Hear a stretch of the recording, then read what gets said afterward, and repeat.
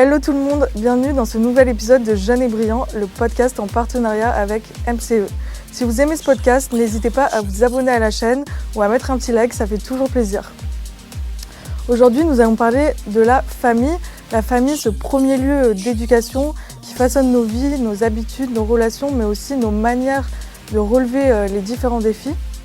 Et pour ça, je reçois Antoine qui a grandi en aidant son frère. Et son histoire nous amène à réfléchir sur les responsabilités que peuvent amener la famille. Bonne écoute. Antoine, bienvenue sur Jeune et Brillant. Merci beaucoup d'être avec moi pour ce nouvel épisode. Merci à toi. J'ai l'habitude de laisser mes invités se présenter. Donc, est-ce que tu peux te présenter et nous dire un peu comment tu as grandi, dans quel contexte familial Je m'appelle Antoine de Foucault, j'ai 28 ans. J'ai grandi à Paris, on est 4 enfants, dont Pierre, qui est mon petit frère du coup, qui est handicapé, qui est né en 99. Donc il a 3 ans de moins que moi. Il y a ma grande sœur Camille, ma petite sœur Gabrielle. Ok. Ouais. Et du coup, comme je le disais en intro, on va parler de ton rôle d'aidant auprès de ton petit frère. À quel moment tu as commencé à justement avoir ce rôle d'aidant dans la famille? Je crois qu'on est... Enfin, aidant... Si tu te considères comme aidant déjà. Ouais, je suis pas sûr. Ah ouais? Enfin, je pense que tous frères et sœurs, on est aidant à un moment ou à un autre. Et ça fait partie de la fratrie. Mais après, je pense que ça dépend aussi pas mal des parents. Enfin, aidant... Je pense que les parents nous ont pas mal laissé la possibilité d'aider ou pas, mais on n'a jamais été obligés d'aider, quoi. Et après, du coup, c'est venu un peu naturellement, mais si je considère que je m'occupe de lui, mais comme je pourrais m'occuper d'un petit frère, sauf c'est comme s'il était resté petit, quoi. Ce que je comprends, c'est toi qui es le plus proche de lui niveau âge déjà, donc non? Ouais. Donc déjà, ça... On a pris nos bains ensemble. Ok. Et ça a été comment la réaction de votre famille justement quand vous avez appris le handicap de... On l'a pas appris tout de suite. Parce que c'est du coup, pour dire ce qu'il a, à chaque fois je sais pas trop le dire, mais c'est 22q13. Okay. Donc c'est une délétion d'un petit bout de chromosome, du chromosome 22. Enfin, c'est tout petit, mais c'est le bordel. Et du coup, il a un peu du mal à parler. Enfin, nous on le comprend, mais je sais pas si il faut le connaître un peu pour le comprendre. Il dit souvent les mêmes choses, et il a beaucoup d'affection, et il a besoin de beaucoup d'attention. Voilà, pour le décrire un peu. Après, il faut le connaître parce que c'est difficile de le décrire par ses symptômes. Mais c'était quoi ta question? Ma question, c'était, ça a été quoi votre réaction, la réaction de ta famille? Je sais pas, on a pris les... Toi, t'étais petit, du coup, t'avais 3 ans? Ouais. Moi, j'ai le souvenir d'avoir été super heureux quand il s'est mis debout dans son berceau. Il devait avoir 2 ans, un truc comme ça. Toi, tu devais avoir 5 ans? Ouais. Et tu t'en souviens? Ouais. Ok. Je me souviens de l'avoir vu debout et je suis couru, je suis allé voir les parents pour dire ça y est, il est debout.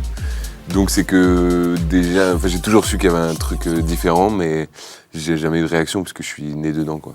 Ok. Ouais. Et toi, concrètement, est-ce que ça a eu un impact? Est-ce que dans ta vie, ça a eu un impact, son handicap? Ouais, je pense. Je pense que c'est une ouverture d'esprit. Parce que c'est être confronté à la différence depuis toujours. Je pense qu'on a moins d'a priori, il y a plus de... Ouais, ça ouvre l'esprit quand même. Enfin, je pense que c'est une chance. Alors, il y a peut-être des trucs compliqués, mais je pense que c'est quand même une chance de grandir avec ça. Et puis après, j'ai de la chance aussi parce qu'il est très cool, quoi. Ah ouais? Ouais, il est vraiment très gentil. Il n'y a pas de crise, il y a pas de... Il est un peu fatigant parfois, mais comme tout le monde... Ça te prenait pas trop d'énergie quand tu étais ado? Non. Après aussi, il a vécu... Il n'y a pas beaucoup de place en France pour... la prise en charge des autistes en France, c'est un peu... il y a de l'argent, mais il n'y a pas beaucoup de place. Et du coup, il est parti...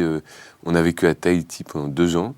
Là, il était avec nous. Et ensuite, il est parti en Belgique. Mais du coup, il partait la semaine, il revenait le week-end. Et il avait, 11 ans ou 12 ans quand il est parti. Donc, quand même assez jeune. Donc, le temps que ça m'a pris... non, ça m'a pas pris plus de temps que ça, quoi. Ok. Et vous avez jamais été dans la même école, par exemple? Non. Il a été scolarisé Il a été scolarisé comme tout le monde, je pense en maternelle.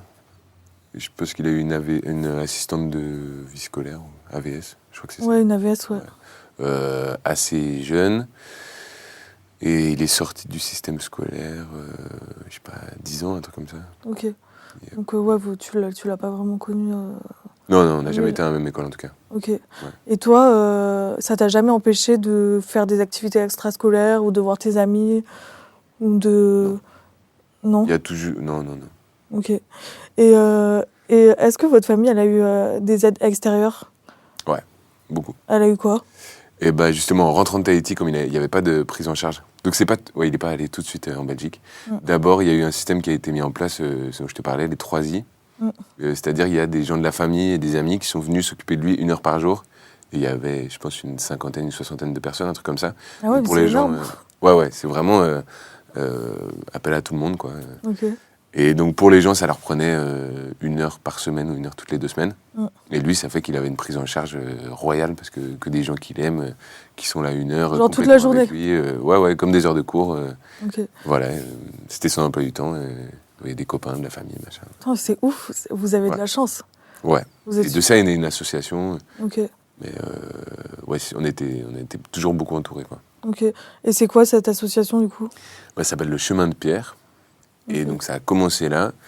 Ensuite, il y a une maison qui a été créée pour lui en 2017, un truc comme ça. Et finalement, il n'y est pas resté. Et après, on a créé une 2e maison pour lui, là où il est actuellement, pas très loin, dans le 12e, où ils sont 6, c'est une espèce de coloc. Et le Chemin de Pierre s'est associé à l'Élan Retrouvé, qui est une autre association, une grosse association. Eux, ils avaient déjà des maisons de ce genre-là. Et donc, c'est des colocations d'adultes handicapés qui ont à peu près les mêmes handicaps. Et qui sont encadrés. Il y a des jeunes qui sont là avec eux la journée, des gardiens la nuit, et des activités. Ok. Et c'est une maison pour la vie, quoi. Et voilà, il y a ça, et il y a un 3e dispositif qui est l'Escale. Et c'est un foyer d'accueil de jour, les lundis et mardis. Oh, j'en ai déjà entendu parler, je crois. Ouais, c'est possible. Ouais, c'est un endroit super, ouais. Okay. Et c'est des gens qui n'ont pas de solution, ou qui ont besoin de liens, et qui se retrouvent, et ça marche beaucoup sur les bénévoles. Ok. Tout, ouais. Non, mais c'est trop bien, même sa colocation et tout. Comment on peut y entrer ? C'est cher ou... Non. Je crois que c'est quand même pas mal la MDPH qui paye. Ok. Donc des allocations pour payer les salaires et tout ça. Et après, nous, il y a des financements par l'association. C'est beaucoup des dons ou du mécénat. Je sais pas si on dit du mécénat pour l'association. Mais Si. Subvention ou mécénat, quoi. Ouais, voilà. Qui vont payer les activités, les trucs en plus, mais leur vie, c'est payé par leurs allocations, en grande partie, ouais, je crois. Et après, il faut juste trouver une place, et ça, c'est un calvaire. Il y a beaucoup de jeunes adultes et d'adultes qui vivent avec leurs parents. Ouais. Ou en Belgique, parce que la France donne de l'argent à la Belgique pour qu'ils ouvrent des places. Ah, okay. Donc tu as des hôpitaux un peu en Belgique, des foyers. Parce que la Belgique, elle est plus avancée que nous sur ces sujets-là. Il y a plus de places et ouais. Okay. Mais ouais, elle est plus avancée que nous quand même, je pense. Et t'as une bonne relation avec lui aujourd'hui Ouais, super. Tu passes beaucoup de temps avec lui ? J'essaye, ouais, de le voir assez souvent. On se voit pendant les vacances, le week-end. Et on fait des... Il adore faire de la voiture. Donc, t'as une voiture ? Bah non, j'ai plus de voiture, c'est sûr. Mais quand j'ai un truc à déménager dans Paris, je sais qu'il va y avoir des bouchons, un truc comme ça, je l'emmène parce que c'est le bon moment, quoi. La seule personne qui kiffe les bouchons. Ouais, c'est vrai. Et sinon, on se voit pas mal en famille et tout ça. Il est beaucoup avec les parents quand même. Il essaie de le prendre, pas tous les week-ends, mais le plus souvent possible. Et voilà. Et oui, avec le Chemin de Pierre aussi, on a monté une colo l'été. Ça s'appelle les Bouquetins. Et ça nous permet de passer des vacances ensemble, sans les parents. Et du coup, on est 1 pour 1, donc ils sont 4 jeunes. On est même 5 pour s'occuper d'eux. Okay. Et donc il est là, et ça c'est cool de passer des vacances 10 jours avec lui. Et puis c'est un environnement qui est adapté pour lui. Parce que partir en vacances, on a une maison de campagne dans laquelle on va. Ouais. Et là, il est super bien. Mais sinon, partir en voyage avec lui, ça peut être compliqué. Ah ouais, pourquoi ? Parce que lui, il a déjà une grosse part de surprise, on ne sait pas comment il réagit, et du coup, aller dans un endroit, partir à l'aventure avec lui, ça peut être, on ne sait pas sur qui on va tomber, c'est pas forcément, puis c'est pas ce qui lui plaît le plus. Okay. Bon après, Enfin, tout est possible. Hein. Et avec le bouquetin, c'est ça le bouquetin? Les bouquetins, ouais. C'est des jeunes que tu connais aussi? Les autres, Portent avec vous? il y en a ouais, qu'on a connus, à part lui, beaucoup, c'est des amis à lui qu'on a connus par son parcours, ou alors ouais, des jeunes qu'on connaissait et qu'on pensait enfin voilà, on pensait qu'ils allaient être heureux, que ça matcherait bien quand on essaie de composer une équipe et avec des réajustements d'une année sur l'autre pour que. Et vous avez vous avez des relations, vous entretenez des relations avec les autres familles de jeunes? Moi, pas trop. Mais mes parents, ouais, quand même. Ah ouais? Je pense qu'il y a une partie d'entraide quand même. Il y a des gens, enfin ouais, les membres de l'association, à mon avis, il y a quand même pas mal de. Enfin, beaucoup. Enfin, de toute façon, toutes les associations pour le handicap, les grosses associations pour le handicap, la plupart ont été fondées par des familles. Okay. Donc il y a quand même un réseau qui se fait d'entraide, de soutien. Ouais. Et tout à l'heure, tu me disais que ça pouvait être compliqué de partir à l'aventure avec lui. Justement, est-ce que tu as déjà eu des expériences un peu négatives à cause peut-être de personnes de l'extérieur ou... Ouais, un peu. Il y a des gens qui ont la trouille, qui se rendent pas compte. Les gens sont quand même globalement très gentils, mais leur première réaction parfois est un peu... ils peuvent... Ils ont peur. Ils comprennent pas le handicap tout de suite. Ouais. Ils comprennent pas qu'il est handicapé, du coup ils trouvent que c'est quelqu'un un peu bizarre. Donc ils peuvent réagir un peu mal, mais dès qu'ils voient qu'il est handicapé, ils sont désolés, ils vont se cacher, quoi. Okay. Et après, bon, c'est toujours une aventure d'être avec lui. Hein. Du coup, mettre de l'aventure sur de l'aventure, ça peut être beaucoup, quoi. Ouais, c'est juste ça. Je comprends. Et toi, comment tu l'as vécu un peu psychologiquement quand tu étais plus jeune, d'avoir un frère en situation de handicap? Mais j'ai pas trop réfléchi à tout ça. Ah ouais? Je pense que ça a un impact, mais qui est plus inconscient. Ouais. Mais T'as l'air de l'avoir bien vécu. ouais, franchement, ouais, c'est vrai. Mais encore une fois, ouais, j'ai de la chance. On s'entend bien, et il est chouette, il est heureux, et il rend heureux, donc Okay. il est pas jugeant, quoi. Donc c'est vraiment, j'ai une relation avec lui qui est assez chouette parce que c'est la seule personne qui est vraiment jamais dans le jugement. Donc, je sais pas comment dire, mais c'est super apaisant d'être avec lui, quoi. Okay. Et je pense que c'est aussi pour ça que les 3i, le fait qu'il y ait du 1 pour 1 avec plein d'amis avec lui, les gens revenaient parce que... Ils se sentaient bien avec lui? Ouais, il y a beaucoup de gens qui ont un peu vécu un truc, comme toi quand tu disais tu as vécu un séjour. Ouais. Ouais. Je pense que c'est quand même être au contact des gens handicapés, c'est enrichissant, mais pas juste parce que on a l'impression de faire le bien. Je pense que ça nous apporte vraiment quelque chose sur nous-mêmes, et je sais pas, un endroit un peu en dehors de la société, un peu... Il y a de la paix, quoi. Je sais pas. Ouais. C'est une expérience parce que aussi j'ai l'impression qu'ils n'ont pas vraiment de filtre. Du coup, ils vont donner beaucoup d'amour sans calculer. Ouais. Ils vont dire les choses comme ils pensent. Ouais. Il n'y a pas toutes ces barrières un peu sociales que nous, on peut se mettre. Ouais, il n'y a pas de convention. Ouais. Et ça fait du bien de voir des gens... du coup, ça remet en question les barrières sociales, les conventions et tout ça. Et ça, je pense que c'est utile, quoi. Ouais. Mais après, il y a aussi des points négatifs où ils te balancent des trucs hyper durs des fois. Genre... Non, les points négatifs, c'est qu'ils demandent beaucoup d'attention. Et donc, par exemple, au confinement, on était ensemble, avec mes parents, ma petite sœur et lui. Et c'était trop bien déjà de vivre avec lui quand même pendant le temps du confinement. C'était pas arrivé depuis longtemps. Mais il y a un truc, si tu veux faire du piano ou si tu veux bouquiner et que lui partage pas cette activité, il va venir te chercher jusqu'à ce que tu donnes de l'attention. Donc au bout d'un moment, ça rend un peu fou et on a des mouvements de rejet parfois, quoi. Parfois on n'en peut plus quand même. Ah ouais? Ouais. Et il réagit comment dans ces moments-là? Sans filtre. Mais il est jamais... Non, il est pas violent, donc... il continue à chercher de l'attention. Il change pas trop de... Il réagit pas au chantage. Et ça, je pense que c'est une chance qu'il a, parce que j'ai vu dans pas mal de foyers et tout, des trucs de... si t'es pas sage, t'auras pas de dessert, ou si tu mets pas tes lunettes, machin.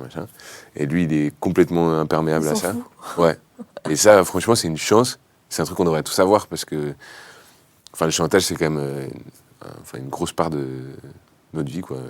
Le salaire pour le travail, ce genre de trucs. Ouais. Et lui, en étant indifférent à ça, ça le rend assez libre. Ok. Ouais.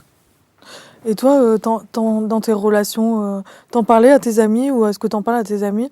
Surtout quand t'étais plus jeune, genre, est-ce que c'était un sujet un peu tabou pour toi? Parce que à l'adolescence, je sais que des fois, on peut... c'est un âge qui est difficile quand même. Ouais. Bah, je comprends que ça puisse l'être. Après, je sais pas si c'est par mon éducation ou quoi, mais ça a jamais été... J'ai toujours été assez fier de... Il y a 1 an ou 2, je l'ai emmené en soirée. Ah ouais? C'était sympa, ouais. Parce que... bon, on n'est pas resté tard, hein, mais... je sais plus pourquoi il était avec moi, il dormait à la maison, un truc comme ça. Et du coup, on est allé en soirée. Et franchement, bah, il fait rire... Enfin, il est assez drôle. Ouais. Je pense que ça dépend vachement du regard qu'on porte sur lui. Mm. C'est assez contagieux, quoi. Si on a la trouille, si on est avec un handicapé qui nous fait peur, les gens vont avoir peur aussi. Et dès lors qu'on a de l'attention, et puis il est pas effrayé. Enfin, moi, je sais pas. Bref, ça se partage, quoi. Et du coup, les gens étaient assez bienveillants, et lui aussi, et ça s'est bien passé. Donc, je suis assez fier de. Enfin, au contraire, ouais, je suis fier de parler de lui. Ok, mais là, t'es un adulte. Quand t'étais plus jeune, c'était pas plus compliqué? Bah, je crois pas. Ouais. Mais je comprends que ça puisse l'être, hein. Ouais. C'est quand même. Non, mais ce qui était compliqué, c'était les blagues handiphobes, les gens qui se traitent de gogol et tout. Mm. Ça, bon, tu te dis, ils savent pas. Et du coup, Mais quand même, il y a un truc où tu le prends pour. tu prends Ça fait de la peine, personnellement. quoi. Ouais. Ouais, voilà. Et Mais- ouais. Est-ce que t'avais ce truc peut-être d'essayer de les éduquer, les gens? Ou pas la patience? Ouais, pas trop. Ouais, je comprends. Je pense que, en plus, par des discours, c'est. Enfin, quand on. Ouais, en parler, c'est quelque chose. Mais les voir, genre, tout de suite, il se passe quelque chose, quoi. Ouais, De plus net, je pense. ok. Et comment toi, tu décrirais justement la perception des autres sur ta situation? Est-ce que des fois, il n'y a pas des gens qui avaient un peu pitié peut-être enfin, ça peut vite se transformer un peu en pathos? Bah. J'ai jamais trop ressenti ça. Je pense que les gens, peut-être, sont sensibles et du coup, sont plus à même de te filer un coup de main. Ouais, Mais la pitié, bah, ça dépend du propre. Comme moi, j'ai jamais été malheureux d'avoir un frère handicapé, je pense que la pitié n'avait pas trop lieu d'être, quoi. ouais. Moi, je vois ça, t'es hyper à l'aise avec ça. Enfin, il n'y a jamais eu de problème, quoi. Bah ouais, mais c'est lui aussi hein, qui est pas très problématique. Il est vraiment différent, mais pas problématique. Donc, Ok, enfin, il y a pas. Je pense. Et puis, il est assez handicapé pour pas se rendre compte qu'il est handicapé. ouais. Et je sais pas. Enfin, je pense que c'est un truc. Ah, ok, il se rend pas compte qu'il est handicapé. Bah, je sais pas de quoi il se rend compte. Ok, J'aimerais bien être dans sa tête. Hein. J'ai aucune idée de ce qui se passe vraiment dans sa tête. ok. Mais et je pense qu'il y a des gens qui sont un peu handicapés, et du coup ils se trouvent en marge de la société et inadaptés. Ouais, Ça c'est beaucoup plus difficile à vivre. Alors que lui, comme il est, je sais même pas s'il est inadaptable. Je sais pas si on peut dire ça, mais bon du coup il est pas en quête de normalité, de validité. ok, Donc je pense que ça c'est une source de souffrance qui n'existe pas, quoi. ok. Et il peut travailler? Ou pas du tout? Pas tout de suite. Ok. Je sais pas, peut-être, mais non, je crois pas. Non, il a pas envie. Enfin, il pourrait pas. Bah, le truc du chantage, du salaire et tout, ça lui passe tellement au-dessus que Ouais. je crois Genre, il verrait pas trop l'intérêt de travailler. Ouais. Il aime bien dessiner, discuter. Qu'est-ce qu'il aime bien faire? Mais je vois pas trop ce qu'il pourrait faire comme travail. bah, je sais pas.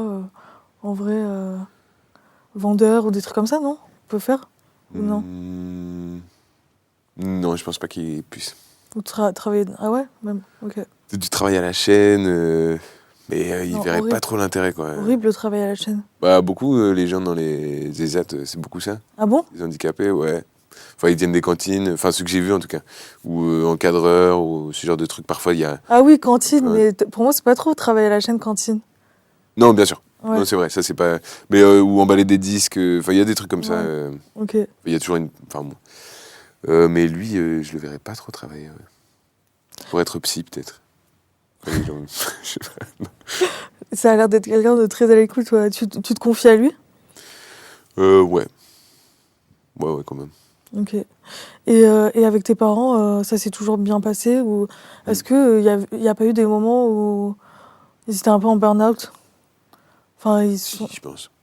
Mais bon, ils ont toujours su s'entourer au moment où ils en avaient besoin. Ouais, vous avez l'air très entouré quand même. Ouais. Ça c'est bien. C'est Ouais, une vraiment. chance. Ouais, c'est important. Mm. Je pense que les situations vraiment compliquées, c'est quand t'as beaucoup de femmes seules. Parce que le taux de divorce après l'arrivée d'un enfant handicapé, il est énorme. Ah ouais? Ouais, c'est vraiment. Et puis souvent les Les hommes pères qui se barrent. ils s'en vont. Et du coup, des femmes seules avec leur fils handicapé, enfin leur fille handicapée, quand t'es pas entouré et tout ça, je pense que là, c'est des situations vraiment qu'il faut prendre en charge, quoi, qui sont compliquées. Mais et du coup, les parents, je pense qu'ils ont su demander de l'aide quand ils en avaient besoin. Et ils ont eu le mérite de prendre les bonnes décisions tout le temps et de nous mettre à l'écart un peu de tout ça pour qu'on puisse s'impliquer à notre à mesure de quand on a envie, quoi. Ouais, ok. Et justement, tu penses que tes frères et sœurs, ils ont vécu... non, enfin tes sœurs du coup, tes deux sœurs, c'est ça? Les deux sœurs, Elles comment ont elles vécu vivent les ça choses différemment de toi ou... Bah, en tout cas, ma petite sœur, Ouais. elle a quel âge? Elle a 17 ans. Mm. Donc, elle a... Bon, je ne saurais pas faire les calculs, mais elle a 10 ans de moins que lui, à peu près. Du coup, elle, c'est une situation différente parce que... Ce serait intéressant de l'écouter, je pense. Mais parce qu'elle a commencé par être la petite sœur et puis elle est devenue la grande sœur de son grand frère. Ouais. Ok. Donc, je pense que ça, c'est une situation qui est différente. Une charge mentale un peu supplémentaire, quoi. Ouais, et puis qui arrive sur le... Enfin, je sais pas, à traiter pour elle, ça doit pas être évident, mais bon, elle s'en sort bien. Elle est très chouette avec lui, quoi. Ok. Elle s'occupe de lui et tout ça, ce qui est pas forcément évident pour une petite sœur, quoi. Du coup, vous entendez tous bien? Ouais, super. Ouais, il y a pas de... Y a pas eu de frustration ou de choses comme ça, quoi. Non, franchement, non. Ok. Et toi, ta relation avec tes parents, elle s'est toujours bien passée aussi? Bah, franchement, ouais, non, je les remercie beaucoup d'avoir mis à la bonne place vis-à-vis de tout ça, quoi. Ok. Tu t'es senti soutenu par tes parents quand tu étais plus jeune, à ce niveau-là, ou...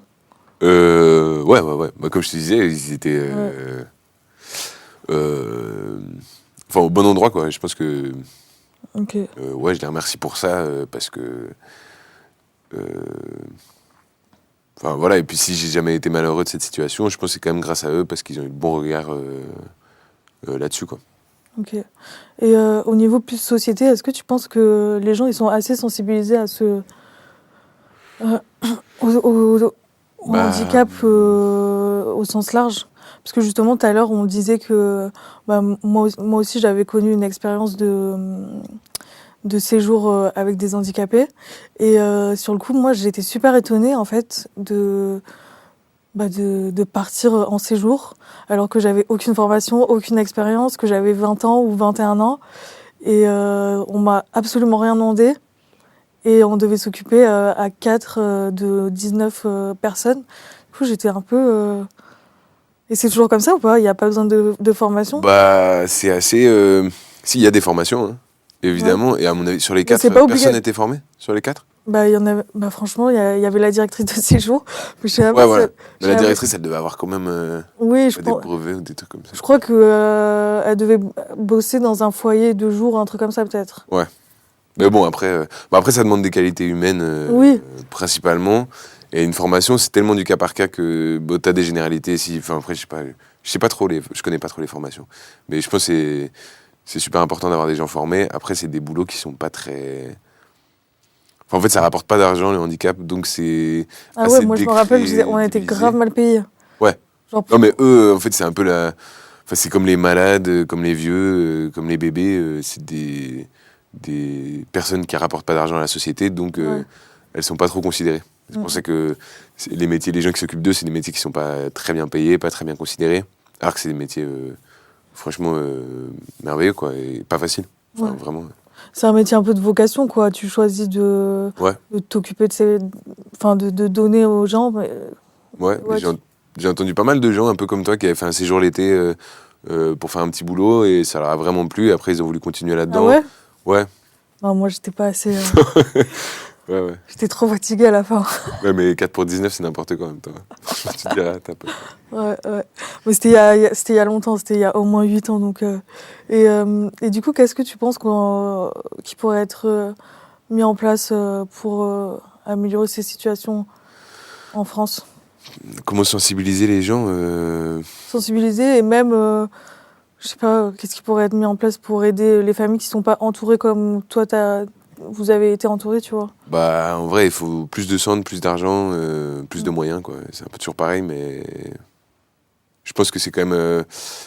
Enfin, c'est à un niveau politique qu'on peut résoudre quand même des choses. Ouais. Parce que ça donnera plus d'outils aux gens qui doivent être pris en charge. Après, le bénévolat, je pense que c'est un truc intéressant. Je pense par le biais du bénévolat, on peut être impliqué d'une manière assez douce dans des milieux avec du handicap et tout ça, et donc découvrir. Parce que je pense pour être sensibilisé, il faut être au contact de gens handicapés, quoi. Ouais. Je pense que c'est compliqué autrement. Ouais. Mais bénévolat, faut avoir le temps, quoi, aussi.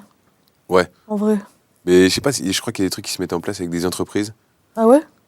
Bah, j'ai vu des bénévoles, en tout cas, qui venaient par leur boîte. Donc Ok. c'est un système... ça, peut-être, c'est une bonne idée. Et peut-être à l'école, genre au lycée, il pourrait y avoir un peu des trucs mis en place, quoi. Je sais pas, ça pourrait faire partie de... Ouais. Et toi, est-ce que ça a changé ton regard un peu sur ou ton sens de la solidarité un peu? Tu penses que cette expérience, ça t'a... Ouais, je pense quand même. Ouais. Bah, t'as plus... Ouais, de base, t'as plus le souci de l'autre, quand même. Ouais, Et ça... Ouais. Et ça t'a donné envie de plus t'engager auprès de causes, par exemple ou... en tout cas, je suis pas du tout engagé dans aucune cause. Je donne un peu... Enfin, si, il y a ce truc l'été où... Ouais. Et puis, non, mais je m'occupe de mon frère, ça va, quoi. Ouais, c'est déjà beaucoup. Ouais. Et ça te prend beaucoup de temps ou pas ou... Non. Bah, c'est quand j'ai le temps, il n'y a rien de... Il n'y a pas de contrainte fixe, quoi. Ouais. C'est juste quand t'en as envie, quoi. Ouais. Ok. Et du coup, il est dans sa coloc et genre, vous pouvez aller le voir quand vous voulez. Ouais. Il y a beaucoup, pas mal des gens qui étaient là au début pour les De 3i. l'association, là? Ouais. Il y en a beaucoup qui vont le voir. Enfin, je pense que quasiment tous les jours, il y a quelqu'un qui va le voir, qui va boire un café avec lui. Et ça, je pense que c'est important. Ouais. Ouais. Il a vraiment, il a de la chance. Et il s'entend bien avec ses colocs? Et bah, Pierre, il est pas très... C'est comment la coloc? C'est vraiment genre... Bah, c'est une maison, Ok, un 12e. ok. Franchement, super endroit. Il y a un sous-sol avec un peu un endroit pour faire des activités, musicothérapie, art-thérapie, ce genre de trucs. Stylé, en vrai. Puis faire leur linge et tout. Ouais. Et après, il y a 2 étages avec une salle de bain, 2 chambres à chaque fois. 3 chambres. Une salle de bain, 3 chambres à chaque Mais fois. c'est luxe. Sur 6. Ouais, en vrai, c'est... Ouais, c'est trop bien. Et c'était... je crois qu'on la loue, cette maison, ou c'est une association... Je sais pas comment ça se passe. Ok. Et lui, il est pas très... S'il a de brefs contacts avec d'autres gens handicapés, mais sinon, il est pas trop... Il n'aime pas les handicapés? Non. Il est pas trop tourné vers le handicap, ouais. Ok. Du coup, il s'entend pas trop avec ses colocs. C'est ça que t'es en train de me Mais dire. il est un peu indifférent. Ok. Il est jamais... c'est pas qu'il s'entend pas, mais il les laisse un peu dans leur monde. Peut-être il y a trop une différence plus une différence. Peut-être ils sont trop loin, du coup. Ouais, j'avoue. Je sais pas. Ok. Et il vient vous voir le week-end. Il sort quand même de sa coloc? Ouais. Et bah, soit on va le chercher, soit il y a le PAM, les taxis pour handicapés un peu, qui permettent de... Ah, ok. Parce qu'il se déplace pas tout seul. Enfin, il est autonome, il est... est pas autonome, non. Ok, Moi, genre, non, pas trop. ok. Il s'habille tout seul, ce genre de truc, mais on peut pas... Il a pas de téléphone, par exemple, il Ah ouais écrit pas... Ok, Ouais, il est handicapé, il est pas mal handicapé, quand même. ouais. Donc vous pouvez pas le joindre par téléphone, quoi. Et bah, on peut joindre les éducateurs, par exemple, et l'avoir... Mais ils parlent pas de ouf par téléphone. Mais du coup, il peut pas venir tout seul traverser Paris, par exemple. Ouais. Enfin, il pourrait peut-être, hein, mais on n'a jamais essayé, quoi. Ouais. C'est dangereux quand même. Ouais, bah oui, non, mais...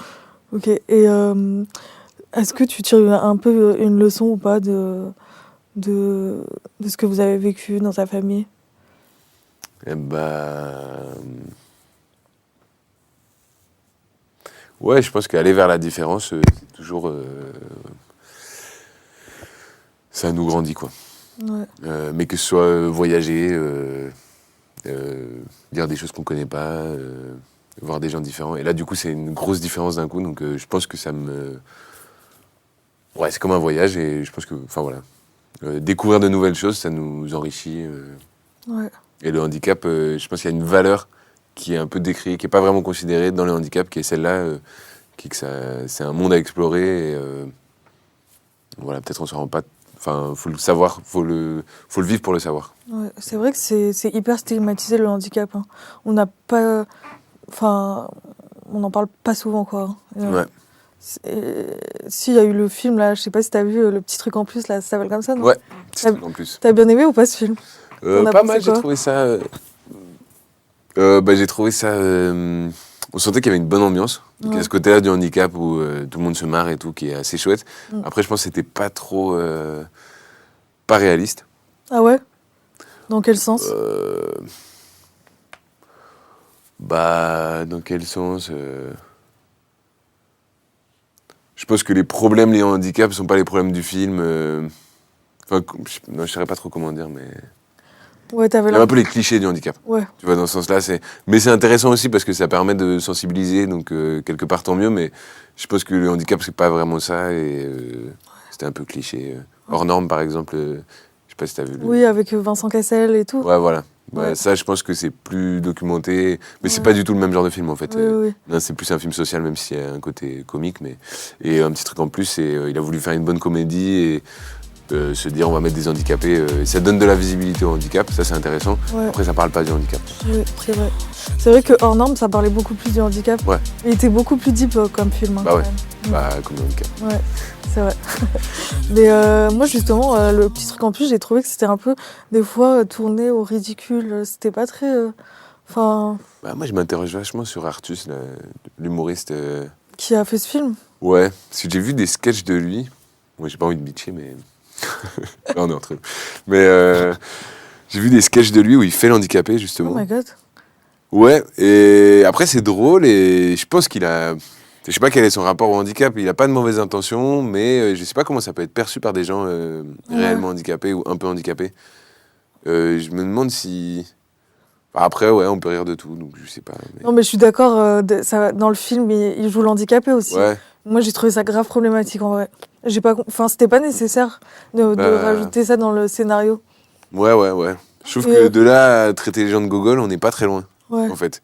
Et après, il leur donne une vraie place, donc du coup, ça justifie, et je pense qu'il n'y a pas de mauvaise intention, on peut pas... Il n'y a pas de procès d'intention à faire, mais... Mais on n'est pas obligé de faire ça, quoi, enfin, je sais pas. Ouais. Ok. Bref. Ouais. Et du coup, toi, dernière question, quel message tu passerais à un jeune, tu vois, qui a un petit frère qui est handicapé ou un grand frère qu'est-ce que tu lui dirais là, qui est lui peut-être plus en galère que toi, parce que toi, t'as l'air d'avoir bien géré la situation. Non, mais je te dis, je lui dirais de pas oublier que si son frère est unique, ça le rend lui aussi, ou elle aussi, unique. Et que c'est peut-être un atout dans la vie, quoi. Une longueur d'avance, une ouverture d'esprit sur les autres. Je pense que c'est pas rien de naître avec ça. Je pense que mes filles, par exemple, elles ont vraiment le beurre et l'argent du beurre parce qu'elles sont confrontées au handicap par mon frère, mais sans être... elles sont venues... la grande, la petite était pas née, mais elle est venue par exemple à la colo l'été. Ah ouais? Ouais. Et trop bien en vrai. Ouais, voilà. Ça, je trouve que c'est vraiment une chance pour elle de voir que les gens différents existent, et du coup tu vois l'humanité, tu vois pas l'être humain de la même manière, et en même temps elle a pas ça à la maison, donc c'est c'est royal, quoi. Mais du coup je sais pas, je leur dirais c'est bien, vous êtes unique aussi, quoi. Ok. Et du coup ton frère il capte que c'est ta fille? Ouais, je pense. Et il était un peu jaloux au début, et ah ouais? Parce que tu lui donnais... Ah oui, tu dois donner beaucoup d'attention aux deux. S'il y a un gros changement, ouais, voilà. Mais il est affectueux. Après les bébés, avec les bébés, c'est fragile et tout, donc il prend un peu ses distances. Il est pas... C'est une manière de les préserver, quoi. Ouais, je pense qu'il est un peu... Je ne saurais pas exactement dire ces mots, mais et de temps en temps, on surprend des moments d'affection. Il va s'allonger à côté de ma fille sur le lit. Ils passent 5 minutes ensemble. Trop cute. Ouais, c'est trop chouette. Okay. Merci beaucoup Antoine d'avoir participé à ce podcast. C'était super intéressant d'avoir ta vision, même si tu t'es un peu moqué de moi, mais bon. C'est ta question aussi. Merci. Merci d'avoir écouté Jeune et Brillant. le podcast en partenariat avec le média MCE. N'hésitez pas à cliquer sur la petite cloche pour ne manquer aucun épisode.